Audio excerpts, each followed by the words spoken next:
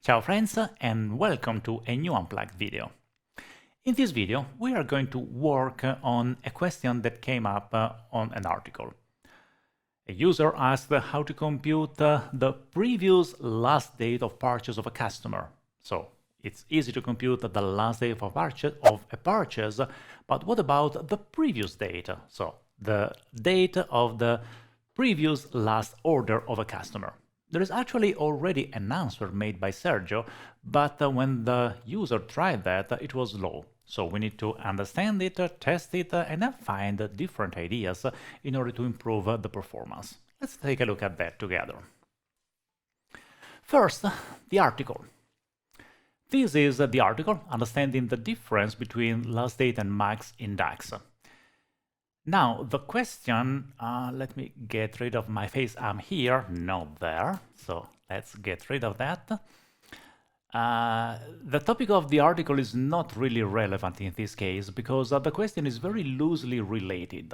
It's enough to say that we are speaking about last date or max.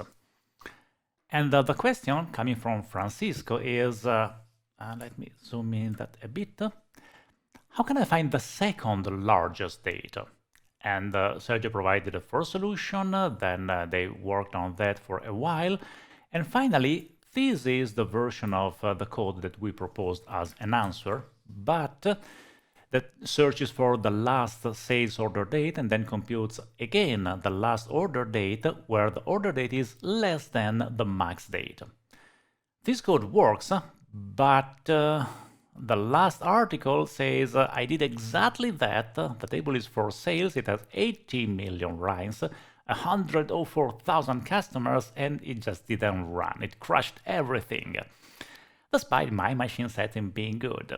Okay, Francisco, let's try to work on that. So the problem we need to solve is not to find the last date. That would be a simple max, but the date before the last. So the previous last date. And as always happens when we need to optimize code, first we need to reproduce the scenario. Once we have a repro, then we can start thinking about a possible solution. So let's go on the demo. Here I already opened the Power BI with our Contoso model, and we need to implement the code. So we start building first the last date. Let's call it last, how did Sergio call that? Previous last purchase date. Okay, let's call that last purchase date, and that is just a max of sales order date. This is not the solution yet.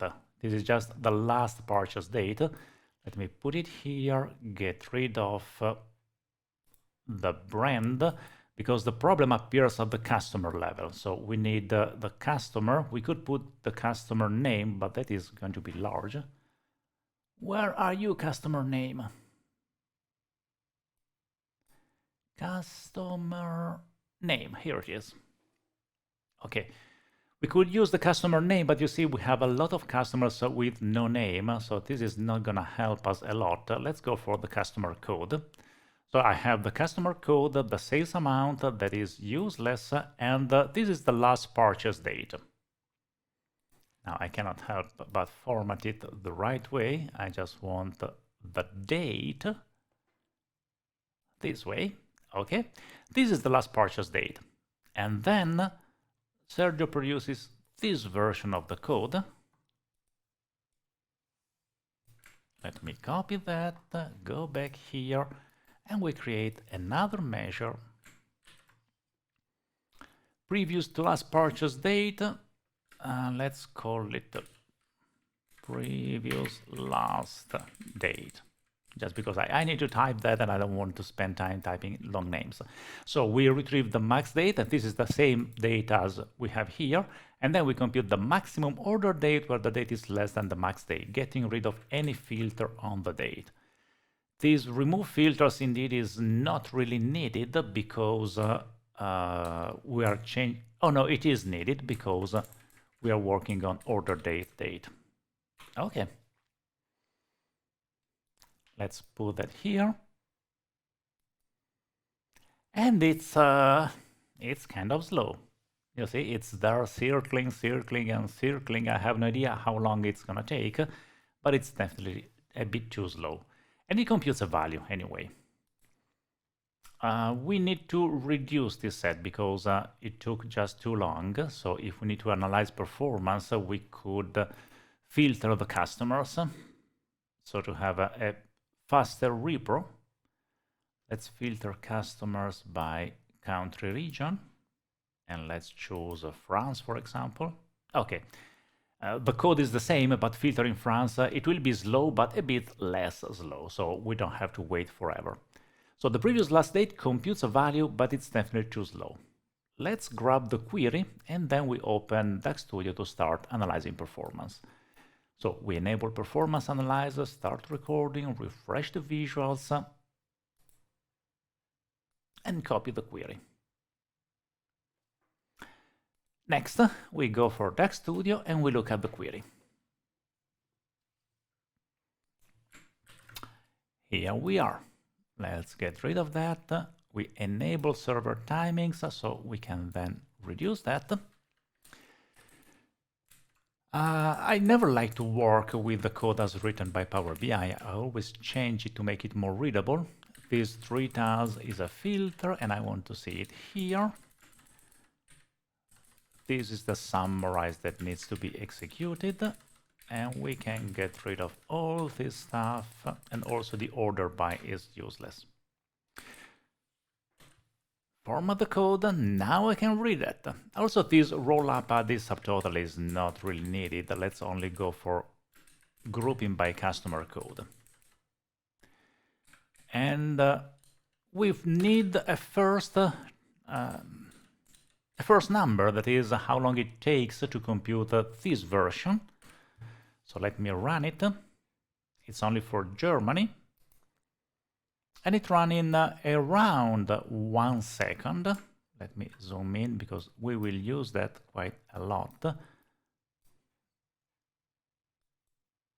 A bit less, and I also want bottom layout so we can see the tax query, the XM SQL queries.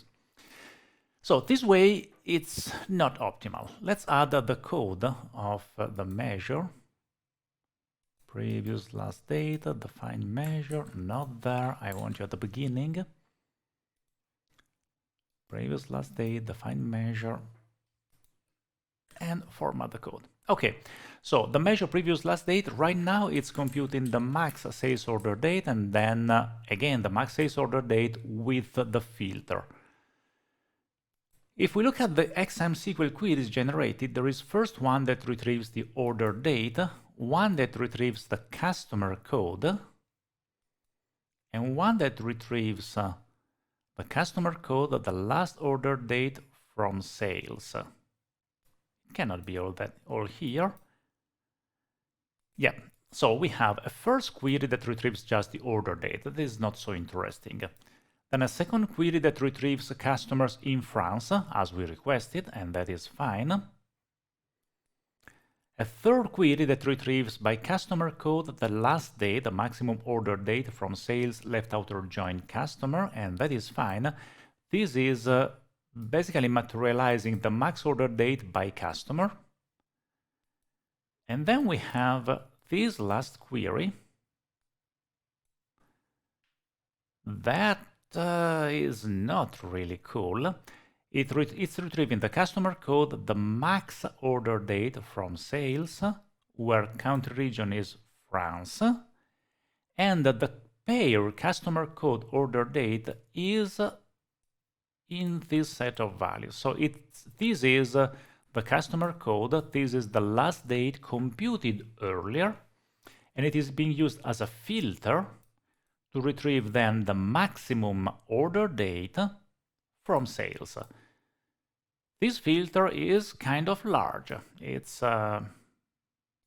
very large because I cannot read it, but yes, it's around 2 million tuples that act as a filter to do the scanning. So the duration is not very large, but it takes a lot of time to move the filter back and forth.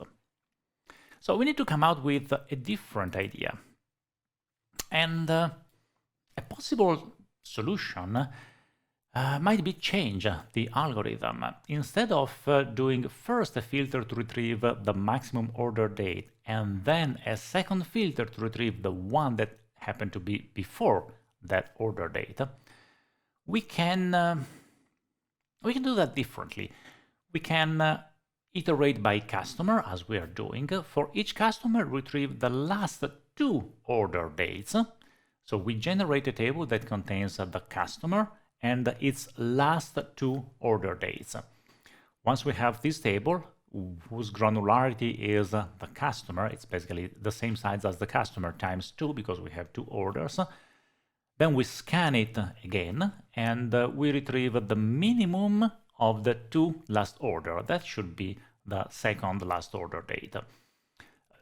We are probably moving most of the code to Formula Engine, but if you look at the query right now, most of the code is already executed in Formula Engine, so it's hard to be worse than that. Let's do that. So we can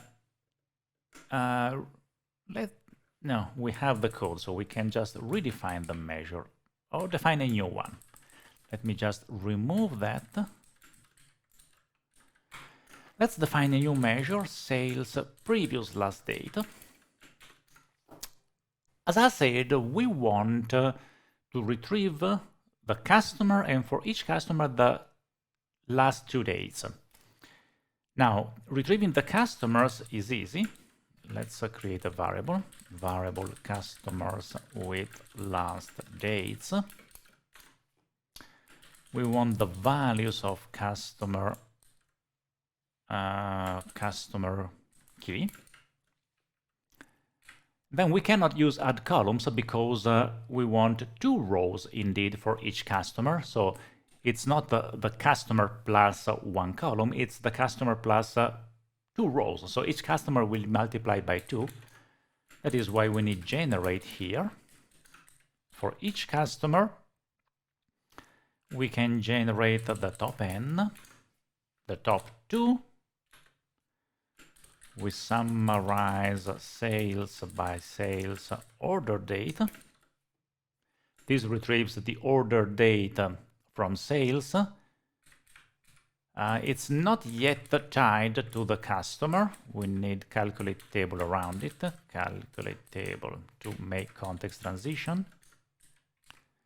So the first 2 order dates ordered by sales order date.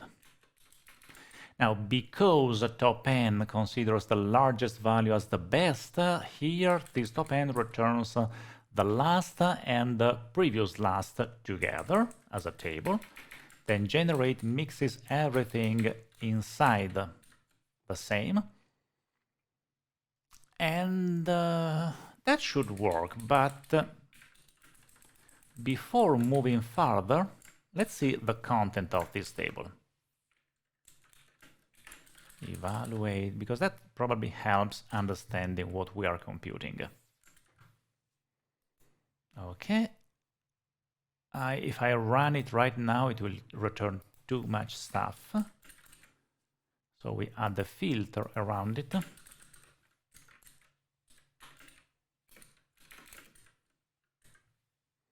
So this is the internal variable only for France. Let me run it. And you see that for the customer 1324, these are the 2 last dates. For 1332, these are the 2 last dates. 1333, again, the 2 last dates. I'm quite lucky because it's already sorted by customer key, but that gives an idea of the content of this variable. Now, this variable is in customer with last dates. Next thing that I need to do is just compute the result, which is the min-x out of customers with last dates of sales order date. Return result. So we first generate this table and then we compute the result. The main advantage is that we are reducing the number of scans. One thing that I didn't do, but I could, I have this query plan here, which I can generate because I still have the original measure. So let's give that a try right now. I call the measure PLD, so let's use that measure. Let's run it, and it doesn't work because this is a measure and I missed that. Okay, it ran, and it's actually much faster, 86 milliseconds. It's around 10 times faster. But before saying that we are happy, let's look at what it generated. We have one query that returns 200,000 rows, which is larger than the previous one. Now, it's always my bad. I forget the numbers that I had earlier. So let me copy everything.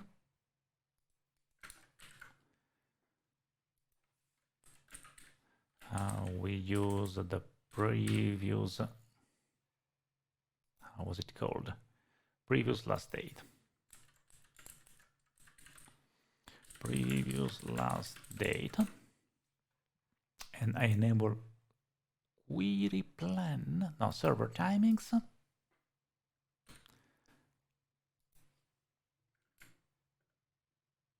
Okay.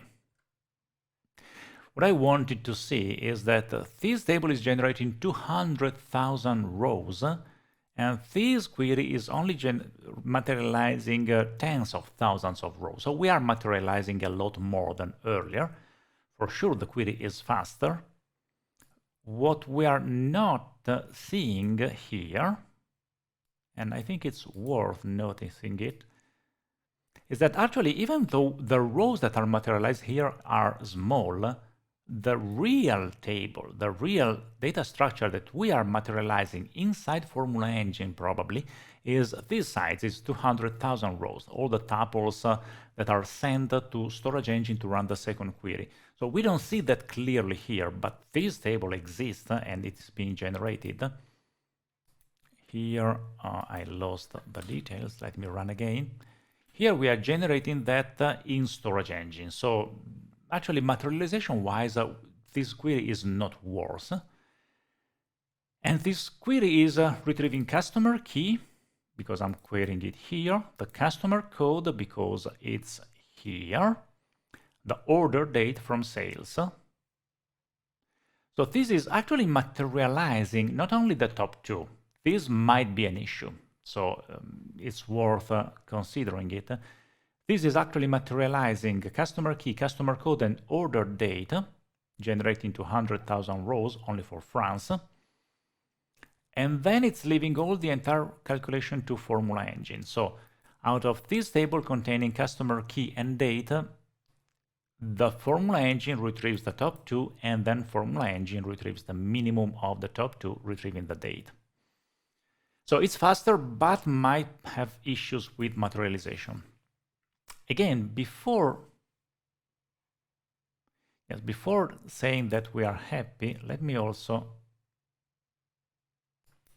call previous last date. We don't need that here. Okay. I want to check that the numbers that I'm computing is actually correct. Let's call this PLD. This is previous last date. Okay. In the result, I have both now. Okay, they are formatted differently, but apart from that, the numbers are the same.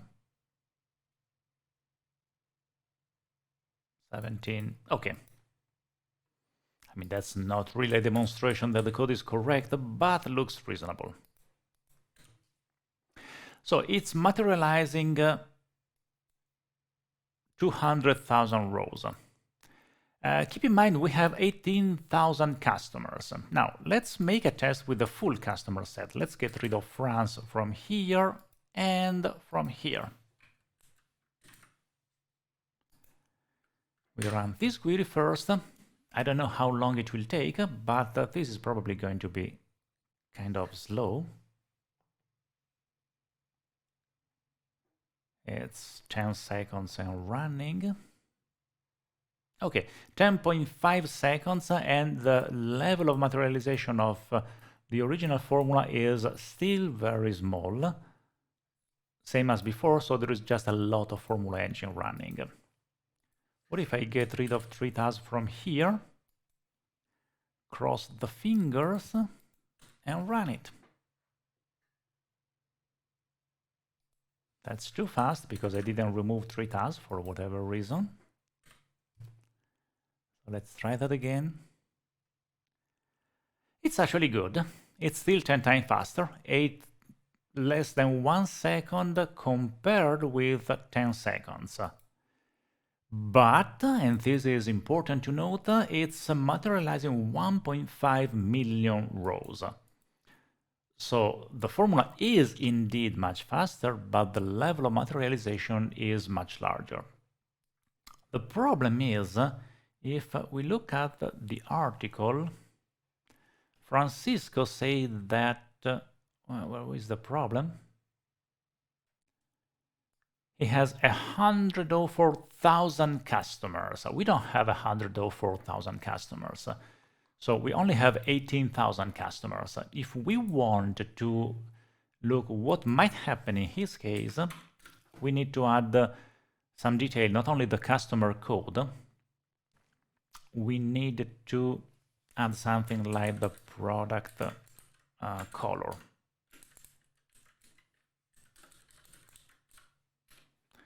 Okay, we have, I don't know how many colors we have. Evaluate, count rows of values of product color.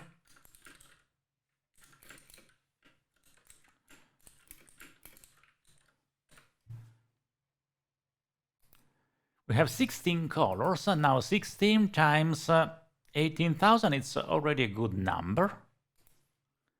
Let me do the math. 16 times 18,000, it's, don't know what number is that. 16 times 18,000, it's 300,000. So it's a good comparison. Let's run it now. So I'm just simulating. I'm not sure that this is the same kind of performance, but you see the number of rows grows.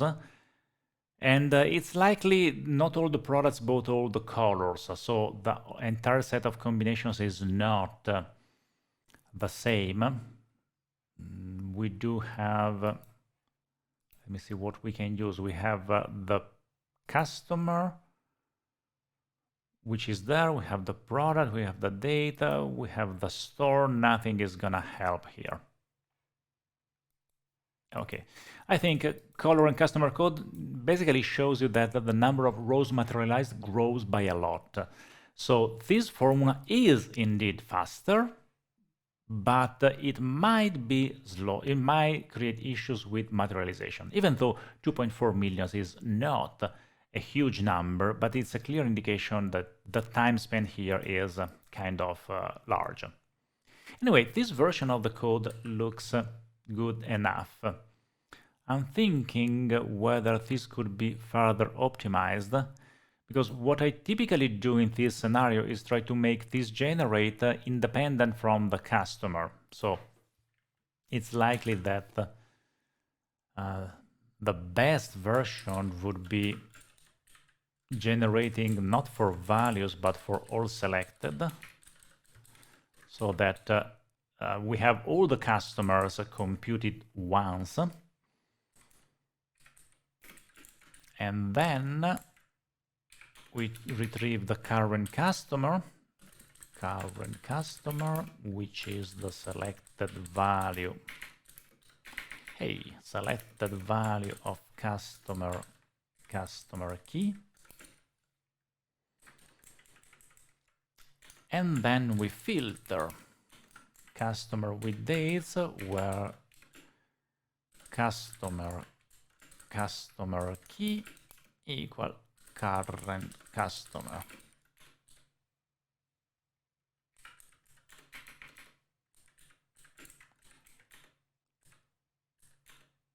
I messed up everything. No. Let me explain you, because I just talking, but I'm not explaining what I'm doing. This customer with last date sales earlier was computed with values, so potentially it has a different value for every cell of the report. If I compute it with all selected, because it does not depend on the customer, it will have only one calculation for the entire report, so that table will be computed only once. But now, because there are multiple values here, I need to retrieve the one for the current customer. And that's what I'm doing here. I retrieve the current customer in the current filter context, and then I take the minimum from customer with last date, but I need to filter it because now I have multiple customers in the same table and I want the minimum one. That should be close to the previous one. Let's run it. It's 2.1 seconds was the last version. 2.1 seconds. The speed is nearly the same because the code was already optimized. But I mean, it's good to write code that is uselessly optimized, meaning that it's more optimized than needed. So this version of the code seems to work nicely. It has a problem with materialization, but I think it's worth going with this solution. So the next step, since we work as a team, Sergio asked to take a look at that. I'm totally not sure that this version of the code is the best, the fastest. So I will just send an email saying, hey, this is what I found, give it a try it again, test it again, send it to the user, and let's get some feedback. Hopefully this code is going to be faster and everybody's happy. Enjoy, DAX!